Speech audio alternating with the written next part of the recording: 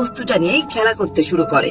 তবে ওই উজ্জ্বল আলোটা কিন্তু কোনো বস্তু ছিল না, ওটা ছিল একটা ভয়ঙ্কর অক্টোপাস। ভয়ঙ্কর ওই অক্টোপাসটাকে দেখে স্নোবল ভয় পেয়ে সেখান থেকে পালাতে শুরু করে, কিন্তু অক্টোপাসটা স্নোবলকে কোনোভাবেই যেতে দিচ্ছিল না আর তাকে নানান ভাবে বিরক্ত করতে শুরু করে। তাই ভয় পেয়ে স্নোবল চিৎকার করে তার মাকে ডাকতে থাকে। আর ঠিক তখনই একটা বিশাল বড় সাইজের ডলফিন সেখানে চলে আসে, আর এটা ছিল স্নোবলের মা। তো স্নোবলের মাকে দেখে অক্টোপাসটা ভয় পেয়ে সেখান থেকে চলে যায়, আর স্নোবল এবং তার মা সেখান থেকে চলে যেতে চায়, কিন্তু অক্টোপাসটা আবারও তাদেরকে বিরক্ত করতে শুরু করে।